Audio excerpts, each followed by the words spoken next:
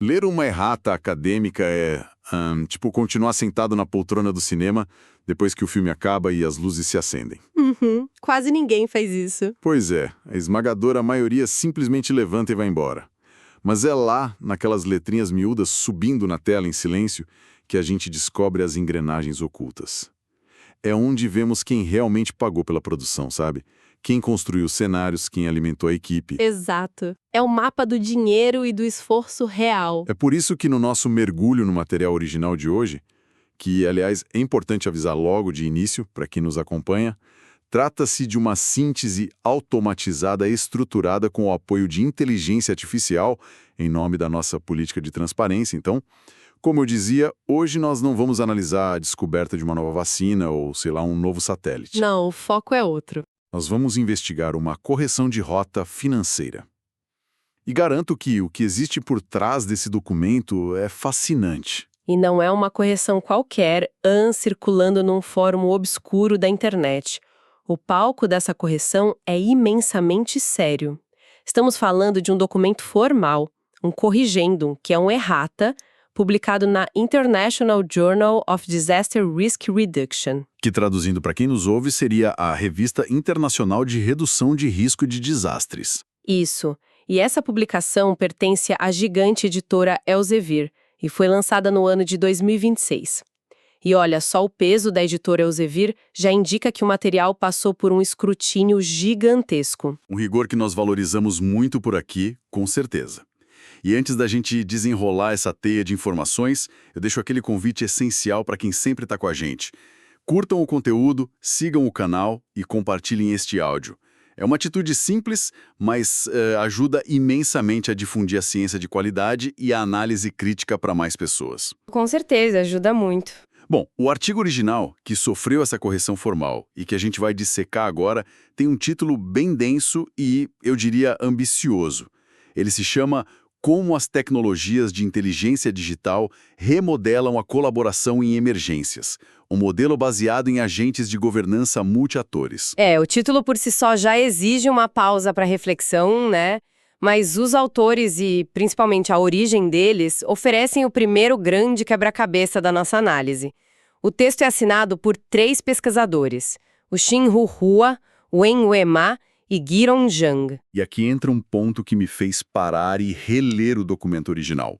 Tipo, esses 3 pesquisadores pertencem a 2 instituições bem específicas vinculadas à Universidade Central do Sul. Que fica lá na cidade de Changsha, na China. Exato. A primeira instituição é a Escola de Administração Pública. Até aí, tudo faz sentido para mim. Mas a segunda instituição é o Centro de Avaliação de Risco de Estabilidade Social. Uhum. É aí que a coisa fica interessante. E eu confesso que isso me deixou meio confuso no começo. Por que um departamento focado explicitamente em estabilidade social estaria publicando modelos computacionais complexos sobre tecnologias digitais para resposta a emergências?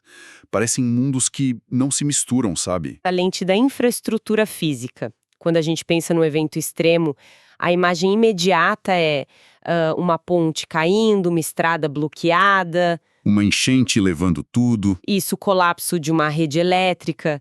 E a engenharia lida com isso.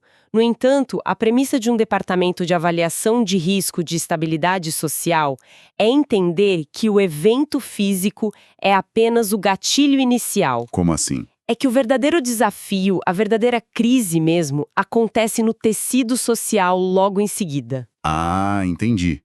Ou seja, o problema não é só a falta de energia elétrica, mas o que as pessoas fazem no escuro. Perfeito, exatamente isso. A gente precisa observar o efeito cascata. Imagina uma comunidade totalmente isolada por um desastre ambiental severo. A comunicação oficial falha, né? Sim, os celulares ficam sem sinal. As rotas de suprimento de alimentos e medicamentos são cortadas. O que se instala nesse vácuo? O desespero, eu imagino.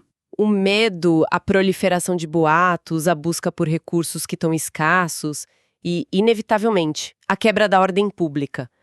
O pânico pode ser tão destrutivo quanto a força da água ou do vento. Nossa, é verdade. O fator humano entra em colapso junto com o físico. Então, para esses pesquisadores, a resposta a uma emergência não é apenas uma missão tática de resgate. É, no fundo, uma missão profunda de manutenção da confiança. A estabilidade social depende diretamente da eficácia com que os governos e as organizações conseguem operar durante aquelas primeiras 72 horas críticas. Faz muito sentido. Então, o foco da pesquisa não é o resgate físico em si, mas como as ferramentas de inteligência artificial, corrigindo, como as ferramentas de inteligência digital podem evitar que a sociedade entre em colapso enquanto o resgate não chega ou ainda está sendo organizado. Exatamente. A estabilidade. E essa organização envolve muita gente diferente, né? O título do artigo fala em governança multiatores. Quando eu li esse termo, a primeira imagem que me veio à cabeça foi tentar reger uma orquestra gigantesca, com centenas de músicos, mas no escuro absoluto. Uma boa analogia. Né? Você tem o governo federal, os bombeiros locais, as forças armadas, as organizações não governamentais, atuando lá e, claro, os cidadãos. Todos tocando instrumentos diferentes. E as atuais tecnologias de inteligência digital seriam tipo a batuta luminosa do maestro. Tentando centralizar a resposta e sincronizar todo mundo para que a música não vire ruído. Olha, a imagem poética é muito boa, mas ela esconde uma armadilha conceitual bem importante sobre como a tecnologia moderna realmente funciona nesses casos. É mesmo? Por quê? Porque a orquestra possui um maestro. É uma figura central que dita o ritmo para todos simultaneamente. Mas num desastre ambiental real, a comunicação centralizada é a primeira coisa que colapsa. Você não tem um maestro dando ordens para todo mundo. Ah, o sistema cai. Cai. Então, o modelo que esses pesquisadores chineses construíram, que o título chama de modelo baseado em agentes, não funciona como uma orquestra. Ele funciona mais como um gigantesco rebanho de pássaros no céu, sabe? Pássaros. Ou tipo fluxo de trânsito numa metrópole. É um sistema totalmente descentralizado. Mas espera, como assim descentralizado? Se é governança, não tem que ter alguém ali no comando? Alguém no topo da pirâmide? Então, a governança nesse contexto moderno, ela surge da interação entre partes autônomas, e não de uma ordem única vinda de cima. E é isso que o modelo baseado em agentes tenta simular lá nos computadores de altíssimo desempenho da universidade. Tá, e como isso funciona na prática para eles? Na prática, os pesquisadores criam um ambiente virtual, digamos, uma cidade digital. Dentro dessa cidade, eles inserem milhares desses agentes. Um agente pode ser um socorrista do corpo de bombeiros. Certo. Outro agente é, sei lá, o líder comunitário de um bairro. Outro é um motorista de uma ambulância. E outros milhares são apenas cidadãos comuns, tentando sobreviver. Cada um desses agentes virtuais atua por conta própria lá dentro da simulação? Sim, eles são autônomos dentro do código. E isso é o que torna o método incrivelmente complexo. Cada um desses pontinhos no computador recebe um conjunto de regras de comportamento específicas. Ah, regras diferentes para cada um. Isso. O agente bombeiro tem a regra de buscar focos de risco e priorizar resgates. O agente cidadão já tem a regra de buscar abrigo e comida para a família dele. Quando o modelo dispara o evento do desastre ambiental virtual, os pesquisadores soltam esses agentes e ficam observando as colisões. Caramba, como se fosse um formigueiro sendo inundado. Exato. Eles analisam como a informação flui de um vizinho para o outro, como o socorrista reage quando encontra uma rua bloqueada e como diferentes grupos decidem colaborar ou competir por recursos sem que exista um maestro dando ordens o tempo todo. Nossa, isso levanta uma dúvida mecânica que acho fascinante. Porque é fácil imaginar como a engenharia calcula, por exemplo, a velocidade da propagação de uma enchente num mapa tridimensional. Mas como esses pesquisadores transformam o desespero humano, que é algo totalmente abstrato, psicológico, em linhas de código matemático para essa inteligência digital funcionar? Essa é a grande fronteira da ciência de dados atual. É muito complexo. Eles não codificam o desespero como um sentimento puro, mas sim como uma variável de probabilidade baseada em dados reais de eventos do passado. Como uma métrica. Por exemplo, um agente virtual tem um limite de tolerância ao estresse no seu código. Se esse agente passa 12 horas virtuais sem acesso a informações precisas ou sem ver uma viatura oficial passando, a variável de estresse dele atinge um pico. E aí o que acontece com ele na simulação? Nesse estado de estresse máximo, o código muda a regra de comportamento dele. O agente deixa de cooperar com as autoridades, sabe? Fica irracional. Isso, e começa a agir de forma errática, talvez buscando rotas de fuga perigosas por conta própria ou competindo com outros agentes de forma agressiva. Quando a gente multiplica essa pequena variável por 1 milhão de agentes virtuais, a inteligência digital começa a mostrar padrões assustadoramente parecidos com o comportamento de multidões no mundo real. Mostrando onde vai dar problema. Perfeito! Mostra exatamente onde e quando o sistema de colaboração em emergências vai quebrar. Nossa, a escala do projeto começa a ficar muito clara agora. Porque, pensa bem, para alimentar um modelo computacional com milhares de agentes virtuais, estabelecendo regras de probabilidade comportamental, recriando toda a geografia de um local afetado por um desastre ambiental e ainda por cima avaliando como a governança deve se adaptar no meio do caos, É uma montanha de dados. a quantidade de poder de processamento, de profissionais envolvidos e de horas de pesquisa deve ser assustadora. E, cara, exige um nível de financiamento que pouquíssimos departamentos no mundo conseguem suportar trabalhando isoladamente.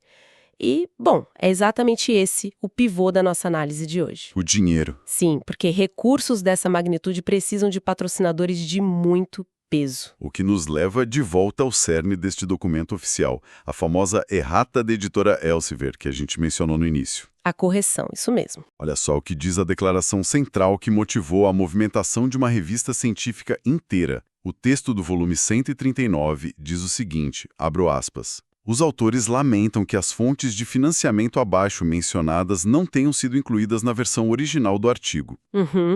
E, em seguida, eles apresentam um pedido formal de desculpas por qualquer inconveniência causada. Lendo isso, eu confesso que me coloco no lugar de quem está ouvindo a gente agora e bate um certo ceticismo. É natural, parece detalhe. Porque se a ciência, se os códigos, se a simulação dos agentes e se a conclusão da pesquisa continuam absolutamente idênticos e corretos, por que os autores e a editora Elsevier se deram o gigantesco trabalho de publicar um novo documento, indexar tudo formalmente e pedir desculpas em escala global apenas por causa de uma lista de patrocinadores omitida por engano? Eu sei, é compreensível que, olhando de fora, pareça um preciosismo burocrático excessivo.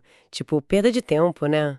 Burocracia por burocracia. Mas, dentro da estrutura que sustenta o conhecimento humano contemporâneo, a transparência nunca é só uma formalidade. Ela é a própria moeda de troca da credibilidade acadêmica. Pensa assim, se o método científico é o motor do carro, a transparência sobre quem comprou combustível é o freio de segurança. E como isso afeta na prática a avaliação de quem lê a pesquisa lá na ponta? Pensa nas consequências reais, no impacto. Um modelo de governança multi-atores e inteligência digital, como esse que eles propuseram, não é feito apenas para ficar enfeitando estantes de bibliotecas. Não, é para usar na rua. Ele é feito para orientar decisões que muitas vezes são trágicas e que custam muito caro. Administradores públicos vão ler esse artigo para decidir onde investir milhões de dólares em tecnologia de comunicação de emergência. Dinheiro público. Exato. E se o leitor ou formulador de políticas públicas não sabe de onde veio o dinheiro que pagou os salários daqueles cientistas, fica impossível avaliar potenciais conflitos de interesse ou vieses. Ah, entendi. É para ter certeza de que o modelo não está, de repente, recomendando comprar um tipo específico de tecnologia apenas porque a empresa fabricante daquela tecnologia financiou a pesquisa silenciosamente. Esse é o exemplo clássico do que pode dar errado. Se a origem do recurso não é declarada de forma rigorosa e muito cristalina desde o primeiro dia, a integridade de todo aquele modelo computacional complexo fica sob suspeita. A credibilidade vai para o ralo. Não importa se a matemática da simulação está perfeita. O pacto de confiança com a comunidade científica foi quebrado. O rigor da editora Elsevier e de periódicos do mesmo patamar, serve justamente como uma blindagem para isso. E a errata é a forma de consertar. Sim, a publicação dessa errata e o pedido formal de desculpas demonstram que, Na literatura acadêmica internacional, um erro na declaração de conflitos de interesse ou de fontes de financiamento é tratado com a mesmíssima gravidade de um erro de cálculo na estrutura de uma ponte. É muito sério. Muito. A ciência precisa que o registro histórico de quem pagou a conta seja imaculado. Bom, então vamos examinar juntos esse registro histórico que precisou ser corrigido. O documento lista 4 fontes de financiamento bem específicas. Eu vou ler essas 4 fontes exatamente como elas constam no registro oficial lá da revista, tá? Perfeito. Vamos ver quem financiou tudo isso. É o Fundo Nacional de Ciências Sociais da China. A segunda é a Fundação de Ciências Naturais da província de Hunan. A terceira fonte é um fundo de reforma de ensino de graduação e pós-graduação da província de Hunan. E, por fim, a quarta fonte é a própria Universidade Central do Sul, que financiou esses pesquisadores internamente. Olha, essa lista é um verdadeiro mapa do tesouro para a gente entender como o problema de um desastre ambiental é encarado lá no mais alto nível governamental. Mas observando os nomes desses fundos, eu volto para o meu ceticismo. Porque me parece uma salada de disciplinas. Se a pesquisa é sobre o uso de tecnologias de inteligência digital e simulações hipercomplexas de resgate, me parece meio óbvio precisar de dinheiro de um fundo voltado para a engenharia, certo? Certo. Ou para ciências naturais, que vão modelar a física da chuva, do vento, da resistência do solo. Mas por que uma pesquisa focada em colaboração em emergências baseada em código precisa de um financiamento substancial do Fundo Nacional de Ciências Sociais? Não deveria ser um projeto puramente de computação e engenharia civil? A exclusão das ciências sociais, acredite ou não, é o erro mais comum e mais perigoso na gestão moderna de crises. Sério? Sim. A resposta para essa sua dúvida mora naquilo que a gente discutiu agorinha sobre o modelo baseado em agentes, lembra? Dos crachás virtuais de comportamento, certo. A engenharia pura, amparada pelo Fundo de Ciências Naturais, ela consegue simular com maestria a quantidade exata de milímetros de chuva que vai fazer uma barragem transbordar. A física resolve isso. A água subindo, a pressão... Isso, mas a engenharia é totalmente cega para o comportamento humano. A água subindo é um fenômeno puramente natural. Agora, o vizinho decidindo saquear um mercado ou o vizinho decidindo pegar o próprio barco e arriscar a vida para salvar desconhecidos, isso não é física. É um fenômeno sociológico. Exatamente. E sem entender e mapear esse fator humano, o código de inteligência digital não consegue prever o resultado real da crise de jeito nenhum. A tecnologia seria inútil sem a base social. Completamente inútil, sem o suporte maciço do Fundo Nacional de Ciências Sociais. Esses autores teriam uma simulação maravilhosa que prevê perfeitamente o caminho da água.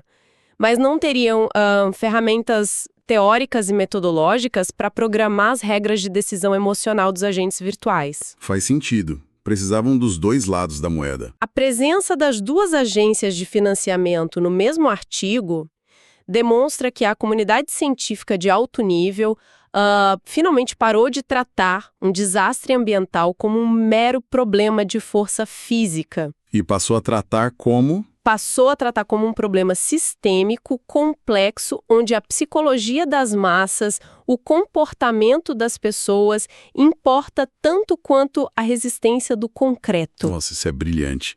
A física destrói o cenário urbano, mas é o comportamento social, as decisões individuais daqueles agentes que vão determinar se a comunidade sobrevive ao rescaldo nas horas seguintes. Perfeito, é a resiliência social. Mas, ainda assim, tem a terceira fonte de financiamento. E confesso que essa me parece a mais deslocada de todas na lista. A do ensino? Eles receberam recursos do Fundo de Reforma de Ensino de Graduação e Pós-Graduação da província de Hunan. O que um fundo dedicado a reformular métodos de ensino e currículos de universidades está fazendo no meio de uma pesquisa sobre algoritmos e resposta a desastres? Essa é a melhor parte. Não seria mais lógico, sei lá, gastar esse dinheiro comprando bots salva-vidas reais? Gastar apenas em bots seria pensar no sintoma imediato ignorando a doença crônica a longo prazo.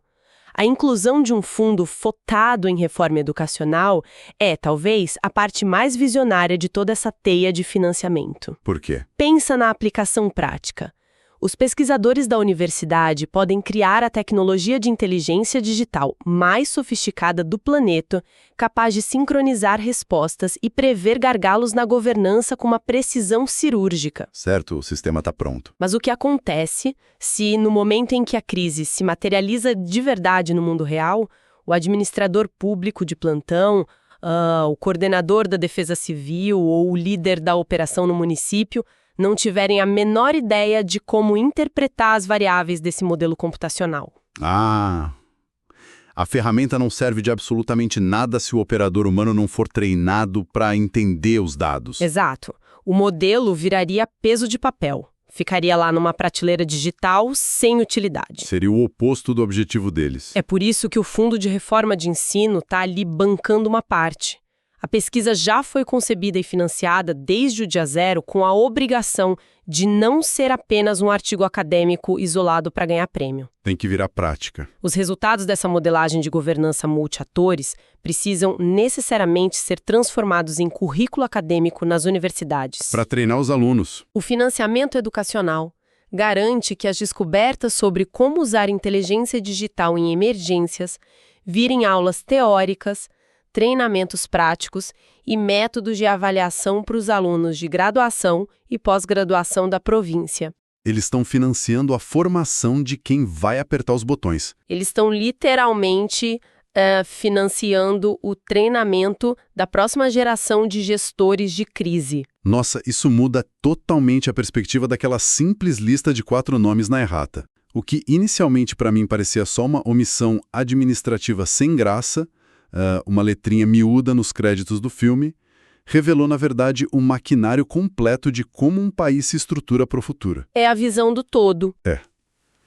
Temos as ciências naturais estudando a força brutal da natureza, temos as ciências sociais, mapeando a fragilidade e a resiliência do comportamento humano, a Universidade Central do Sul fornecendo o teto e os supercomputadores, e o Fundo de Ensino garantindo que tudo isso se torne material didático prático para as futuras gerações. Essa errata, sem querer, revelou a coreografia institucional completa. Incrível. E ilustra majestosamente a premissa fundamental de que o enfrentamento das emergências climáticas e ambientais do nosso século não vai ser resolvido por cientistas solitários brilhantes trancados numa garagem desenvolvendo um aplicativo. Não tem bala de prata. Não. Será resolvido por redes interdisciplinares altamente complexas, unindo dinheiro público, rigor acadêmico, sociólogos, engenheiros e pedagogos. A própria estrutura de quem pagou essa pesquisa já é, na vida real, um exercício prático da tal governança multi-atores que os autores simularam no computador. É quase poético. Nós começamos a nossa síntese de hoje olhando para um documento burocrático de uma única página. Um pedaço de formalidade acadêmica publicado no meio de uma vasta revista internacional de redução de riscos, contendo apenas um pedido de desculpas e 4 nomes de instituições. Um documento que 99% das pessoas iria ignorar. Totalmente. E, no entanto, ao investigar o peso e a função de cada um desses nomes listados, a gente foi capaz de descortinar um esforço humano e metodológico gigantesco, dedicado a tentar prever o imprevisível e organizar o caos de um desastre ambiental. É o reconhecimento claro de que, na ciência de alto nível, os detalhes financeiros são as fundações de toda a obra.